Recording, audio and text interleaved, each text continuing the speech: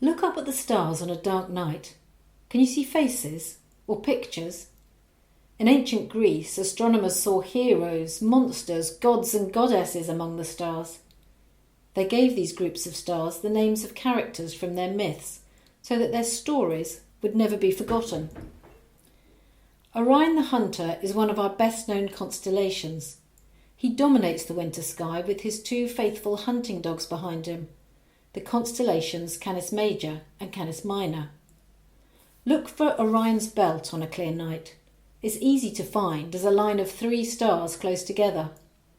Above the belt, Betelgeuse, one of the brightest stars in the sky, shines from Orion's armpit as he wields a mighty club of unbreakable bronze above his head and holds the skin of a lion like a shield in front of him. This is Orion's story.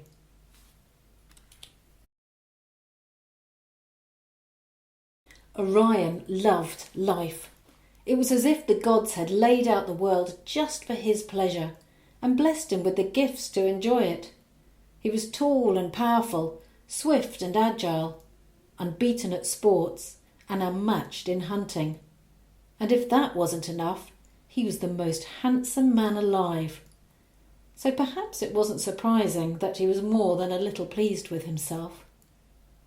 The thrill of the chase was his greatest love, and he tracked and hunted animals through the forests and across the mountains of Greece, bringing them down with a single swing of his unbreakable bronze club. One day, looking for new hunting grounds, Orion landed on the island of Chios, and walking through the forest, caught sight of a pale shape among the trees. He crept closer, tightening his hand around his club, but what he came upon was not an animal, but a young woman, still and silent as a deer.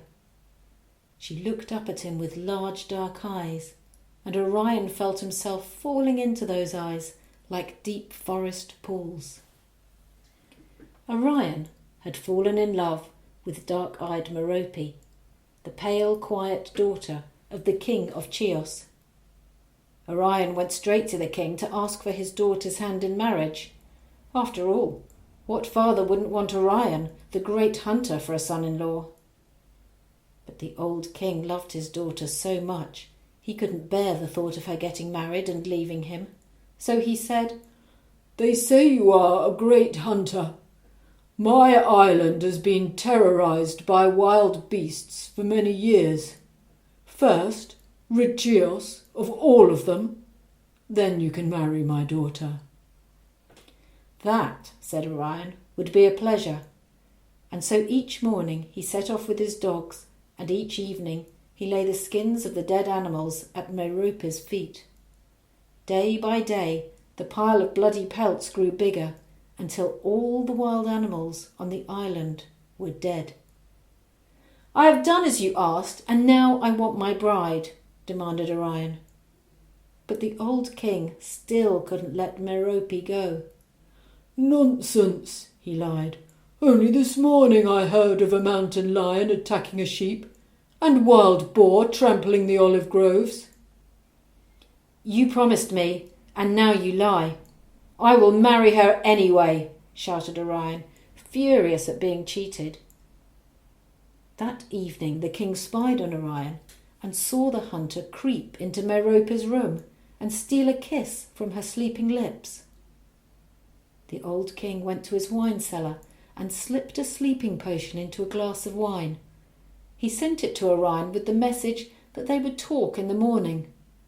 But when Orion had drunk it and lay in a deep, dreamless sleep, the old king had him blinded and dragged to the edge of the sea.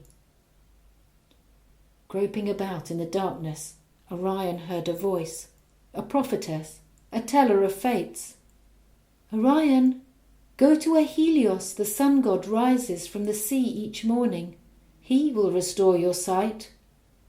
And she took him by the hand and led him to a rowing boat. Orion began to row across the sea, following the distant thud of a cyclops hammer to keep him in a straight line.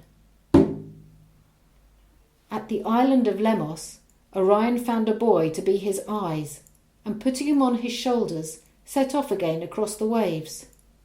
The young boy took him to the farthest edge of the farthest ocean in the east.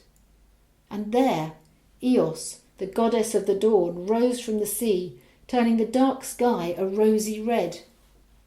She looked down and saw the handsome blind hunter and fell instantly in love with him.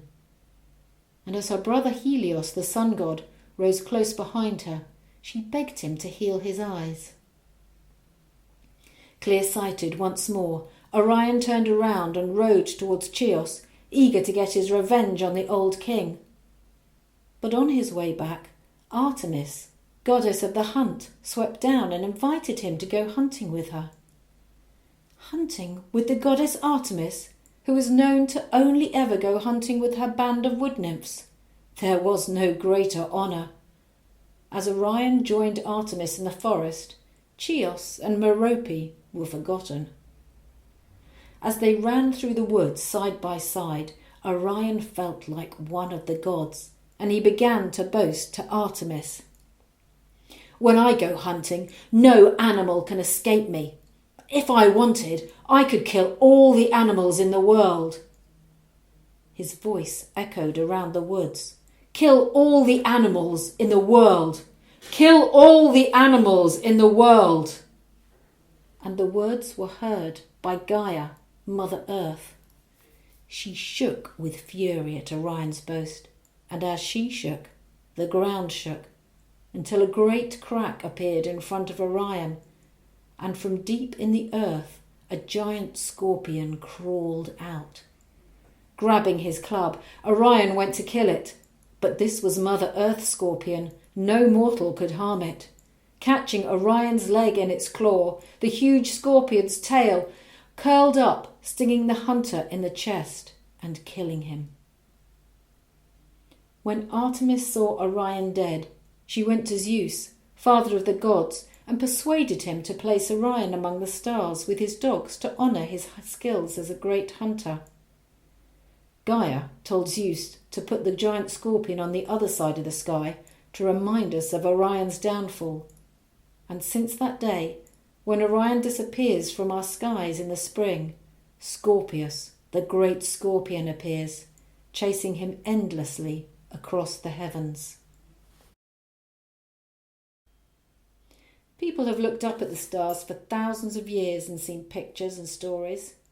Now light pollution means we see less stars and threatens our wildlife. You can help keep our stars dark to protect wildlife. Unless they're necessary, turn outside lights off. Otherwise, turn them down, tilt them down, lower them down, so we can all enjoy the stories in the stars.